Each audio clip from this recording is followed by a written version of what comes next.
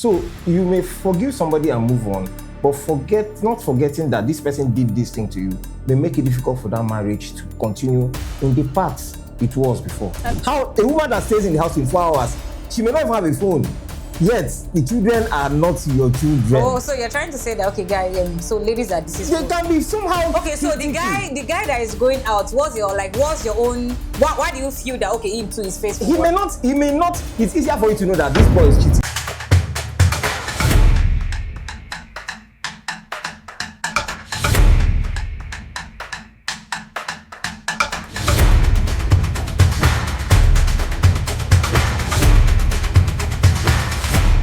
Welcome to another episode of Veegilants Podcast, where we talk civic matters and talk from other people's perspective.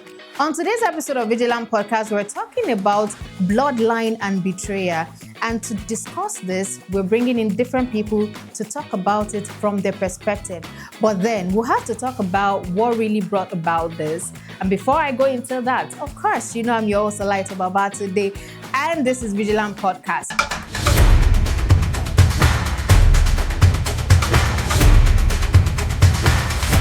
And on today's episode, we're doing something a little bit different from what you usually see. We're talking about bloodline and betrayal, and then we're going to talk about where all of this started from. And yes, we're going to bring in about 4 people to discuss this from their own perspective. Now, let me run you through why we're talking about this, because you know that anything that concerns you definitely concerns us. So we're talking about a man who found out after 7 years that his son was actually not his after raising him for 7 years. Now, I write this letter with a heavy heart as a man on the verge of losing everything I thought I had built over the last 9 years of my marriage. It's even 9, not 7. I met my wife, Ashley, while working in one of the city companies. She worked in the office directly opposite mine, and our paths crossed almost every day. What started as casual greetings soon turned into shared lunches and late night dates. One evening, with the help of my colleague, I staged a surprise proposal after work. That's so sweet. She said yes, and at that moment, I thought I was the happiest man alive. What I did not know was that the same kneeling down to propose had sealed the beginning of my silent suffering. Like, I really want to know what happened. Ashley was a single mother to a 6-year-old boy at the time. She told me she had conceived him while in college and that the man responsible disappeared right after graduation. You know, out of love or perhaps weakness, I embraced her and her son as my own. A year into our marriage, she had not yet conceived for me. Then one day, she asked to travel to her village to discuss some personal issues with her mother. As a trusting husband, I did not question her nor confirm the truth behind her trip. About a month later, Ashley became pregnant. I was overjoyed, and to celebrate the blessing, I bought her the car of her dreams. Soon after, she gave birth to our son, Ashak, who is now 7 years old. Last month, Ashak fell seriously ill and he had to be admitted. He needed a blood transfusion, and as any father would, I volunteered to donate. That was when my world began to fall apart. The doctors told me my blood was not compatible with his. Confused? I asked for a retest, but the result was the same. I brushed it off, convincingly telling myself that compatibility issues could happen.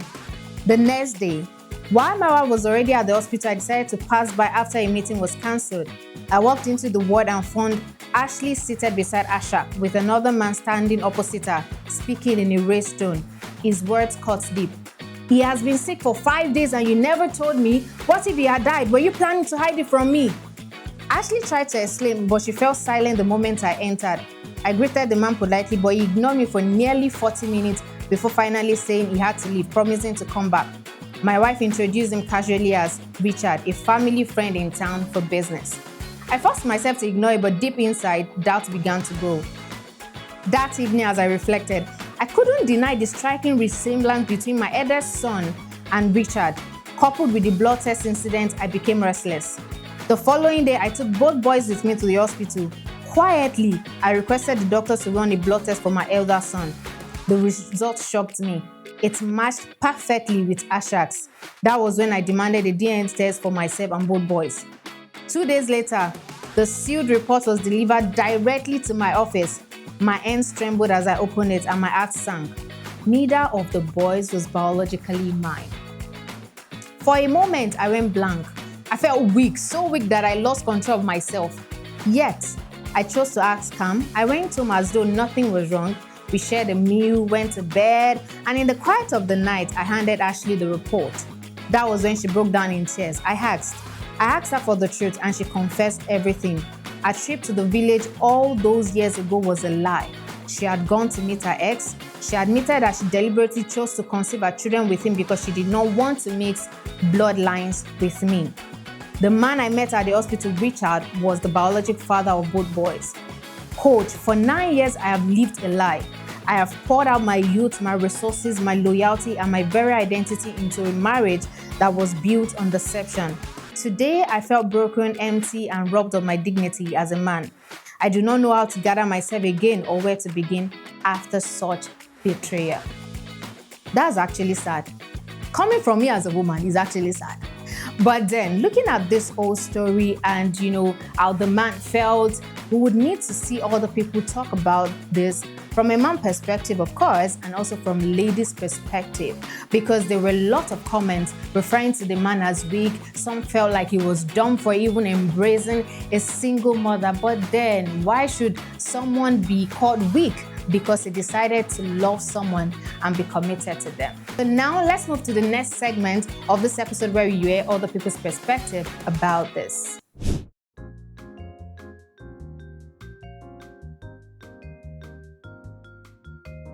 It is a sign of distrust at a certain point in relationship, because a woman who you could vouch for that she's homely, she doesn't flirt, she doesn't do this and that. Now, requesting for a DNA probably would have gotten wind of some kind of stories around her, or you've caught her doing one or two things around the point of her giving birth. So asking for that is probably to keep you away from stories that touch.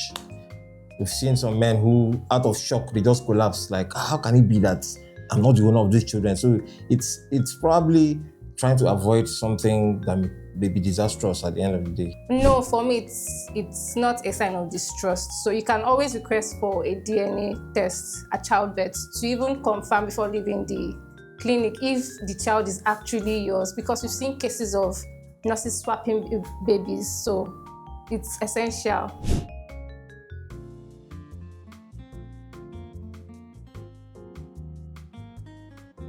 I wouldn't say that it's like how everybody tries to cover up a lie. When you tell a lie, you obviously come up with some kind of a way to convince the other person to think that obviously you're telling the truth. So I don't think that they would want the other person, their partner, to know that their child is not theirs. So I think that's my opinion on it.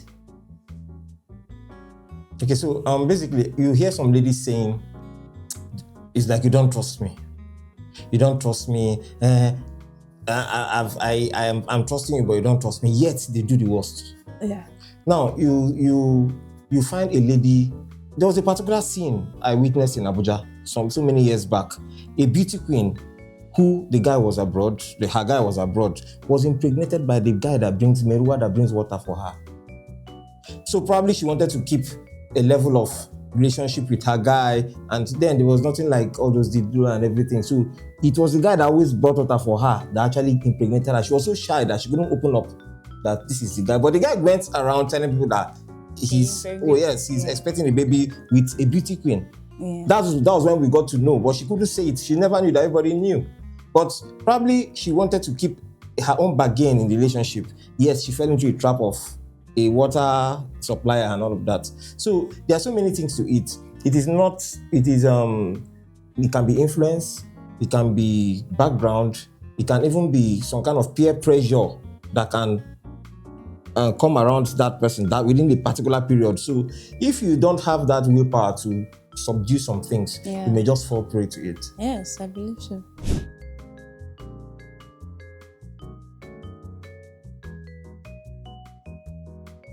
I'll say it affects both parties the same way. It doesn't affect, like, there's not like a portion that it affects guys and this affects girls. I'll say, okay, fine, it affects both parties the same way. Because you might betray me now and say, okay, I want to like say, okay, this is the level, I can't take it anymore. And the same happens for guys. You can't just like apportion something to this person and say, okay, this person is to like affect you. Because of what? Are you saying the guy's mental health is like to be protected and mine is not meant to be protected? Well, I do not agree with you yet. Okay, on what stance? On one base? Well, I feel like psychologically, okay, when men tend to trust, they tend to trust much more deeply than women. Okay, so you're saying that we don't trust easy, like we don't trust like deeply, we just trust on the surface. Yes, that's because the society has made us think that we don't have to trust people. That is much, what I want. Like that's exactly what I want. Like I'm against, because they feel that if we are betrayed, okay, I just have to like take it in, soak it in, which I don't agree with. It affects me the same way it affects guys. You shouldn't because a guy, because I'm in a man, like I'm the man of the house, I'm the man of the relationship, it should affect you in a certain way. No, it affects both parties the same. And I feel that the society, we should not say, okay, this is what the society is saying. We should say, okay, this is what I am saying. If it affects me, let me just say, okay, you affect me, and not base it on the fact that, okay, it should affect guys. You understand? Yeah, I feel you. Okay.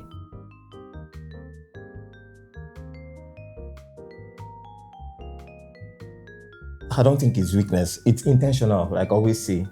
The mistake we make is wanting to use a script for people. We create a script for people to act on. For example, you marry a woman, the perception as men is that she's coming with a level of experience. Okay. Not necessarily from kind of lifestyle or anything, but being a mother, you have experienced labor, you have experienced some kind of managing the economy, taking care of a baby. Okay. So some men take that decision because they feel, about any experience there somehow, let's use her experience to start up something. Right. And they bring her in, not necessarily because maybe she didn't prostitute before or she didn't do some things that are negative. So that's coming with maybe a single child or two children or whatever. It's not a mistake on the side of a man. You may just see something you like about her. Maybe if you invest in her, she's composed, she stays at home more. Okay, but I actually like the idea when you said it is a strength, because I actually agree with the fact that you getting married to a single mother, it's not a form of weakness. It's your matter of choice. It's what you want to do. But the part I don't agree with you is when you said some people have the intention of getting married because she has experienced labor before, she has experienced the fact that she can manage a home. That shouldn't be based on that. Any lady can manage a home. Any lady can be a mother. Anybody can be, okay, fine, I can take care of the home, I can manage the home. Okay. And we even have single mothers. Yes. We have single mothers that cannot maintain the home. The fact that they've been in a marriage before does not mean they can actually like sort it out when they get to their like the normal second marriage. Okay, so like basically, there's a mistake people make. Sometimes single mothers don't end up separating from their baby fathers. Okay. So if it's a win-win thing, or will I say it's a 50-50 chance of getting a real woman just because she's a single mother. Some we take a lot of risk.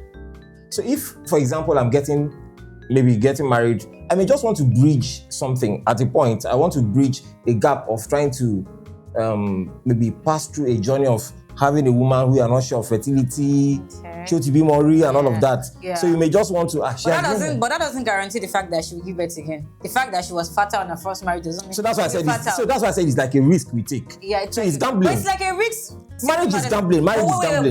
But it's like a risk that single mothers are taking. To the fact that I'm getting married to a single guy, I don't even know what is happening there. I don't know the fact that will he be able to take care of my kids the same way their father would? Would he be able to accept my children the same way? So it's a different thing. Yes, that's why I said it's gambling. It's gambling. So at this point, it's not about gender. It's about you as a person. Yeah, it's a matter how of ready? choice. Yes, how ready are you to gamble with this?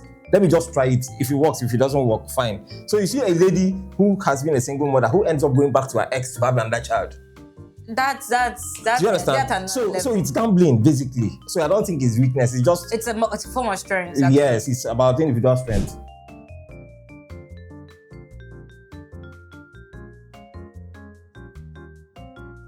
I don't think it's weakness. The reason is you are the one making up your mind to love somebody. Yes. So if you expect someone to love you the way you love the person, that is where you're making a mistake. Mm-hmm. For example, you want to love somebody unconditionally, not because you're going to love me back. So it is my personal strength now to love. Now, you may reciprocate by loving me in return. But the moment I begin to find love from you and you don't give me, That's when somebody begins to like, but you love girl. The girl is not loving you. That's the only person loving her. She's not loving. He's just wasting time on her. Her mind is somewhere else. So for me to have made that move to love you, it's my personal strength. It's not weakness. Yeah, to add to what you just said, I totally agree. So loving someone, it's a strength. You are willing to like take the responsibility and the risk to say, oh, I want to like give this person my all. And then the point where you mentioned that, oh, if the person is not reciprocating back, that is where the issues lie. So you don't have to. I think you don't have to like love for them to love you back. If you're lucky and you get it in return, yeah, it's fine. But that is where you now move on the same track. Exactly.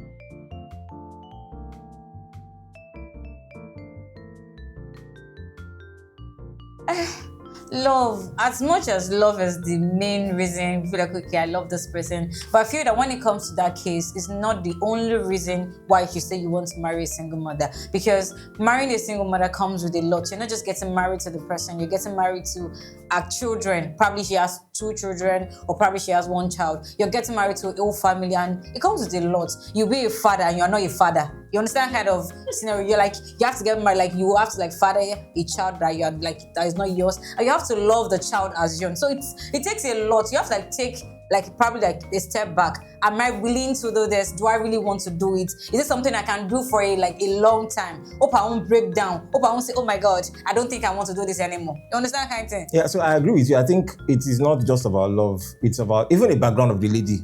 You don't just because a woman is carrying a child, you just go and love. The person may even be a wife of a cultist.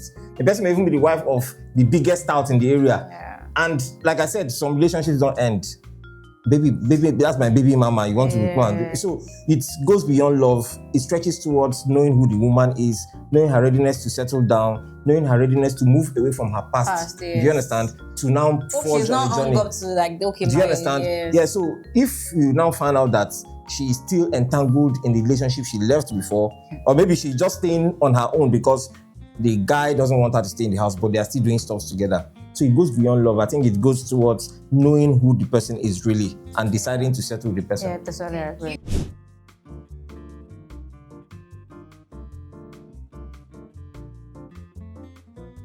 Okay, so I'll say both, because in the process of both, you are odds, and irrespective of whether one is higher than the other, even if some betrayal cuts deeper than physical violence. No. I guess I would just have to like put a like pause there. Oh yeah, Physical abuse, it goes a long way. Physical abuse is like Baba ma punch any like they will punch you, they will beat you. Like you know that physical abuse.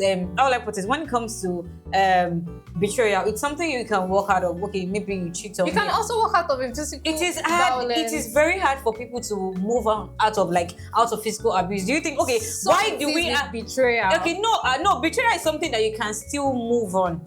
For real. But when it comes, it's something that I'm not trying to like butter anything up, but it's something that you can still heal. But when it comes to physical abuse, do you know the scars that will be on your body? Do you know even the mental and everything? It's a lot. That's why physical abuse is just like a no. Some people can still deal with betrayal. Like, okay, fine, I can still deal with this. But when it comes to physical abuse, it's not something that anybody should say. Probably it's a man, because I know that some people like, okay, do guys go through physical abuse? Like they go through that. So like it's not like I won't lean towards betrayal. I will lean more to physical abuse, because it goes a long way, and it's not easy for you to just walk out of physical abuse. We have ladies that are still in relationships and marriage. Be like, okay, fine, move out of this relationship. Like, no, you don't understand. And we still have people that are in, sorry to cut you short, we still have people in relationship that they've been betrayed, but then they're just trying to like work it out. So let me forgive this person and then move on. Yes, we have. That's why I said it's both ways, because it both affects. Yeah, it affects mental, but I feel the one that cuts more deeper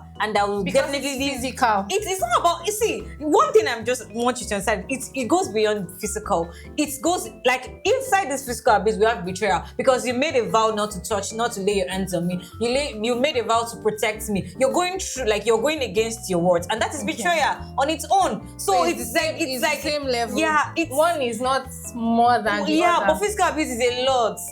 My sister.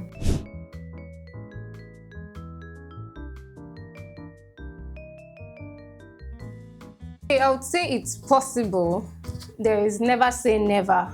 So it's possible. I said it's possible because you can. I know it takes time to build trust, and once it's broken, it's going to take a lot of effort from the other partner. So if you're willing to like make it work, you can like stay back and like make it possible. So I think sometimes forgiveness does not mean forgetting. So while forgetting is on one side and forgiveness has allowed you to move on, forgetting makes it difficult to go back to default. For example, a woman who actually raised a knife to stab you, and you want to let you realize she didn't stab you, the possibility of you feeling like anytime she picks a knife, she wants to stab you will come. You begin to have some kind of imaginations around you. She may just want to use that knife to cut onions, but once you see her with knife, you begin to run away. And say, person way mechanic beating papa, the way madman beating papa, if you see mechanic, you go run. So you may forgive somebody and move on, but not forgetting that this person did this thing to you may make it difficult for that marriage to continue in the path it was before. And as I mentioned, Yes. it's going to take a It's long going to take a lot to time. rebuild Yes, the foundation of that relationship. Yes. So it's going to be a problem.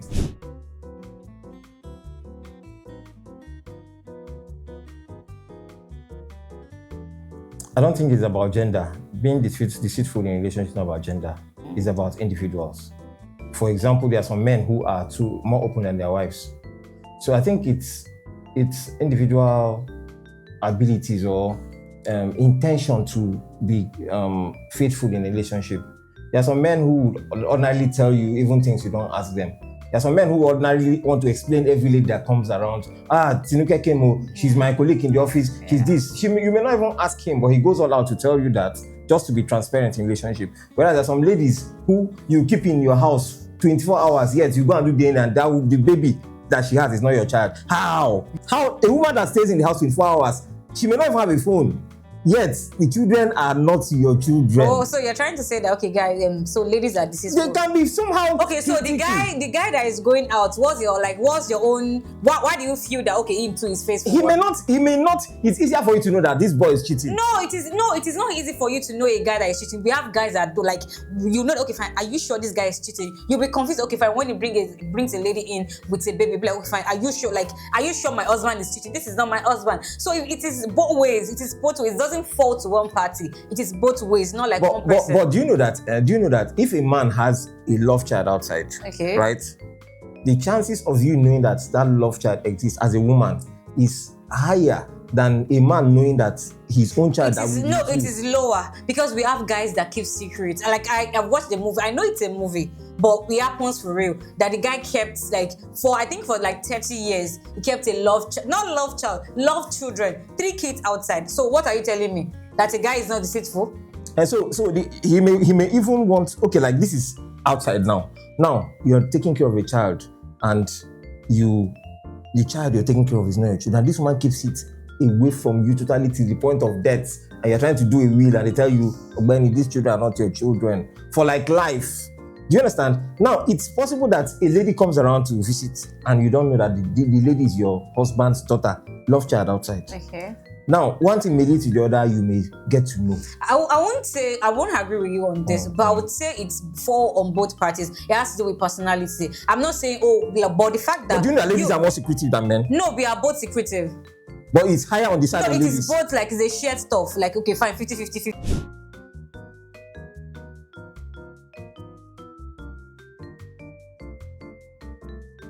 Okay, well, that's relative because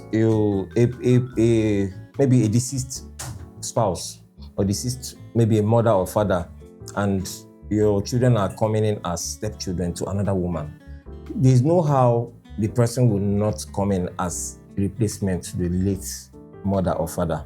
But in a case where it's separation or something, you can never take the place of a father or mother who's alive. So in that case of being a stepfather or a stepchild, you're only a custodian of that person, emotionally and otherwise, to take care of that person. You can never replace the position of that person, so long as the person is still alive. So you're just a caregiver indirectly. Do you understand? So, but once a partner is dead and you're taking care of these children like your own children, you are fitting into the position of the late person. But that is where I said it's relative. But why do you think that if the spouse is late, the new mom or dad is going to be let's just say a replacement, but can fit in the role as a parent? But if the person is still alive, then they are, as you have quoted, indirectly a caregiver. What makes it so different? Do you know that in that kind of situation, there's something called fear of the unknown?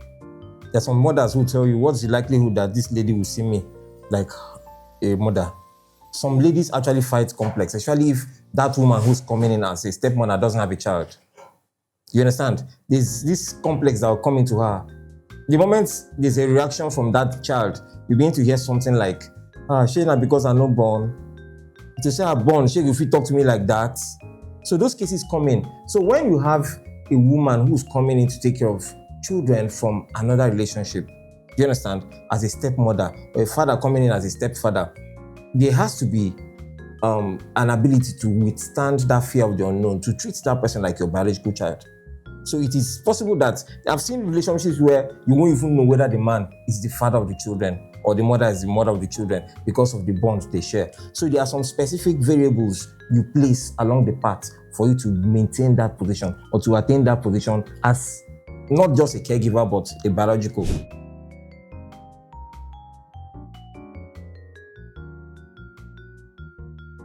I think verifying loyalty matters a lot.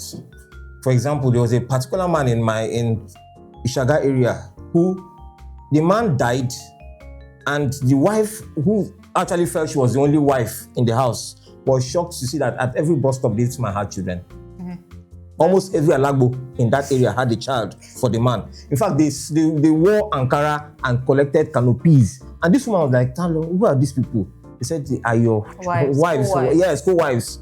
And she was even looking inferior to those people. But I feel that that's a personal stuff. You shouldn't generalize it. But you should find out, everybody counts. Why? Do you know that you can be in an area your wife has slept with everybody in the area? I wouldn't want to stay in that area. Why will I want to go into something that I have to like verify? I feel the world has turned like upside down, because normally before, I disagree. During our forefathers, like during the old times, that was then. Yeah. Now, social media, do you know that there's nothing hidden under the sun? Now, do you know that right now, if you see, you passing in an area, say, that girl, ex mini now. You are passing an area and you are proudly flaunting your wife, and one Yahuba will just say that, I'm going to date girl here now. It happens. You don't like you go inside the bus and driver will say, Emma go with girl. Okay, what are you in the same environment? That's a choice. It's a matter of choice. So how do you now want to stay and go on that journey in marriage when your body count is saying that almost everybody, how do you want to feel like you're the only man in her life? Okay, but when you ask her, but how do you think, do you think she will say the truth when you ask her that, how many? But I'll shall verify. How will you verify? Look, I can ask about her in the environment. What if you don't have? What if you don't have any concrete? That is why a lot of people are still remaining single, because there's fear. People are afraid to marry now. But my own opinion, I feel that going into it blindly, just going into it will actually make more sense, because it will be risky. When you now find out some things, you'll not be dying of stroke.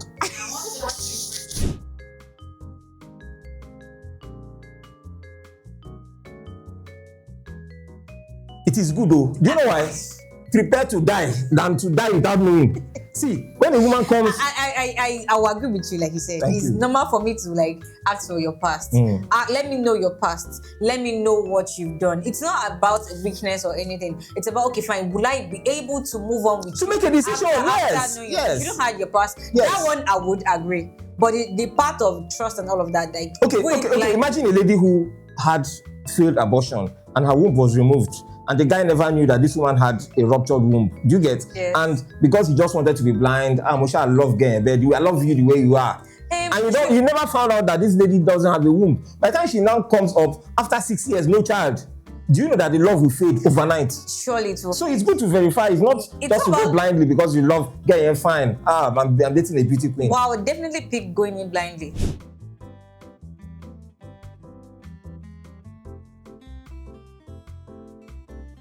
I don't think it's about maybe your marital history or whatever. As far as that journey is concerned, both of you are on the same pedestal. Okay. You have the same rights and privileges. Nobody should feel inferior to the other.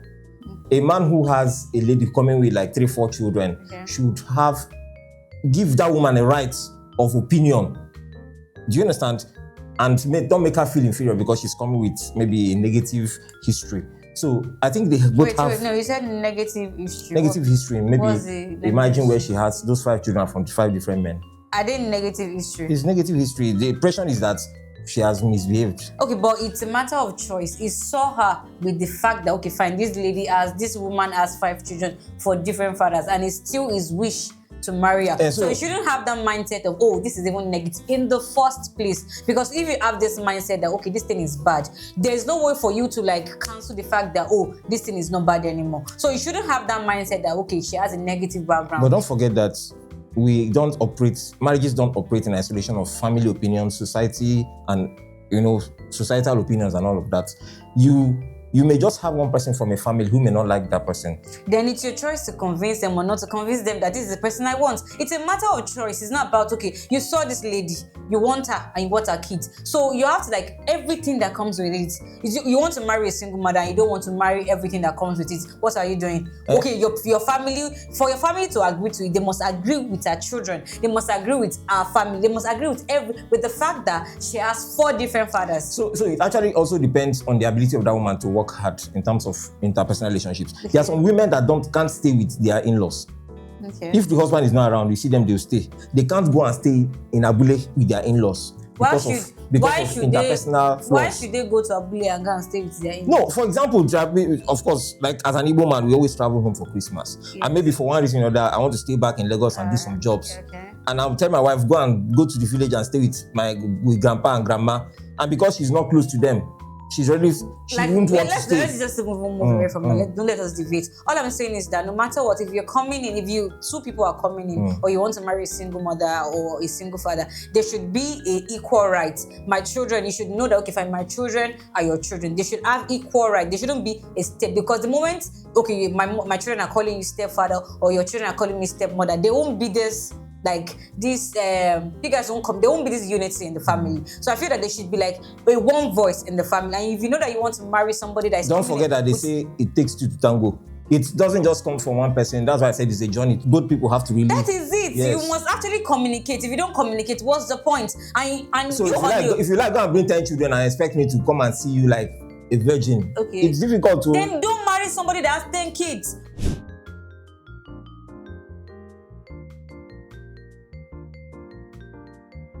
I would say it's joining one because it's a family already. So it's joining one, it's not starting it. And you saying that I want to start a family with you. I think we should just cancel that phrase. I want to join your family. That's what they should just say. I disagree. Okay, how do you disagree? You are joining a family that has another history. Do you know that male dominance is difficult to raise? A man who has a child with a female, another woman, tends to exert some control over that woman. Do you know that in some cultures, for the fact that you have a male child for another man, that man takes to have some upper hand. This is even away from culture. This is away from, male child. We're just talking about generally a child. Are you starting the family or you're joining the family? You cannot join because of some factors. There are some factors that will make you join. Or then see, in this matter, then leave a single mother. You can't marry somebody that's not married. So does that mean single mothers will not get married? Okay, then everybody that wants to marry a single mother should know that. Okay, so if you avoid all of these things, who marry those single mothers? It's not about you avoiding it. It's about knowing that, okay, fine, I'm not just starting the family with this person. I am also joining the family. Do you know that some ladies now prefer because they don't want to compromise and accept some norms. They just want to be let me just be like. I feel that you are biased in all of this. I'm not biased. No, I'm not biased because even single fathers too. Do you know that single fathers don't even want to get married? I have a child and all of this situation has to do with the fact that, okay, understanding. I want to marry a single mother. Is that also has to do with the fact, okay, fine. Will I accept? Are they really single? They may just be staying away from the man who they have children for. Then you should verify. Yes, So we are back to this. What I'm saying. You don't do some things blindly. And it's not about blindly. Yes. And it's not about this one. I feel we're already deviating. And another thing I want to is like, okay, fine. You've already known our history. You've known everything about it. You've known, okay, fine. You've known she's not married. She's not married. She just got the child out of wedlock and all of that. But are you willing to start the family with her, or you want to join? That's the question. Do you want to join or start a family? You already know what is happening. Who is joining, the man or the lady? The guy is joining a family because the family is the child and the mother and the child. A man is not joining a family. The woman is coming with the family. It's everywhere. She's coming with her load. to come and join See, me. the moment you already see this thing as a load, as a baggage, then there's no point in you getting married to a single Do you know man. I said a load? Load in the sense that it's my responsibility. I can decide to say, okay, I'm going to take care of your children or not. Then there's no point for you to just get married to a single man. Just marry somebody that is not single, that doesn't have a Who will not child. marry the single mothers? Let somebody that can take care of them marry them. Somebody that understands, somebody that can take their baggage. So the thing is, if you're coming with 5 children for me, are you coming to join me? Am I the one joining you or you're joining me? Definitely you are joining them. I'm joining. You are No, joining they're the coming family. to join me. No, you are not a family. You are a single man. I'm to be the father. No, you are meant to be the one to join them.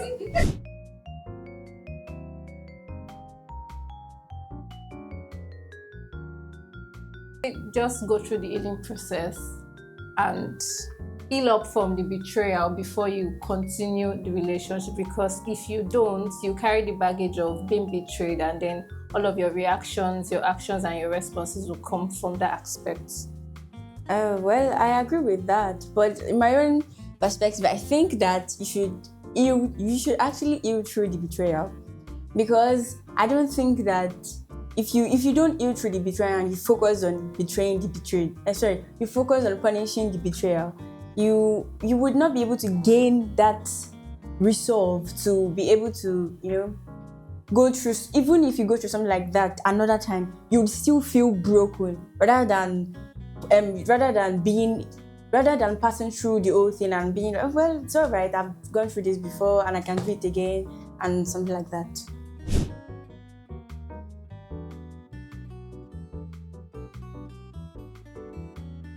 I would say we really don't know which stand to stand or like what side we are on until we are getting until we are in that situation. It's just like people would say, okay, fine, you don't like. I mean, I understand. I know what you're going through. No, you don't understand what I'm going through. I'm not. I can put myself in your shoes. No, you don't. You're not in my shoes. And so that's why I feel that we shouldn't judge people until we are there. It's more or less like you judging the single mothers because you don't know what made them to be in that position. So until the only thing you can actually do is probably sympathize with them or maybe say this and this and this. But you judging them, it's more like you don't know how you will react, or you don't know what you will do when you're in that position. You understand? So it is when you get tested, with life battles, life situation, that is when you can know, can I actually deal with this? Can I actually not deal with this? So you don't know anything until you're faced with it. I think I agree with that, because there's sometimes when some people may be exposed to learning some things from people's experiences and they still don't learn it. Yeah, for example, you have a lady who you keep telling her, don't do this because Kafaya has done this and she fell into this trap. You see some people still fall into that trap. So I think people should be able to deduce from people's experiences to be able to weather the storm when it gets to good and evil in relationships. But do you know that I have a problem with you on this part? Yes. Because I know that when you give examples, why can't you just relate it to guys? Why are you always saying, okay, ladies? Why you're leaning towards ladies? Why can't you just, this guy? Why you just like, ladies? Okay, Why, what's personally, I don't have problem with ladies. I don't, it's not about gender. I'm not gender biased. Okay. Right? Now, I have seen guys who have fallen into the same trouble that they should have avoided. Okay. Right? For example, you have a guy who you tell him, don't go and date a prostitute. You understand? Don't go and date a prostitute because she may not end up staying in your house. Right? He tells you she has been converted. Do you understand? She has been converted. At the end of the day, she goes back to her vomit and goes back to the street. And where is the conversion? Where is her Bible? Where is her lifestyle? Everything goes back. But he was actually supposed to learn from somebody's mistake. So I don't think it's a gender. I'm not a gender biased kind of person. So I think it's because across both gender anyways.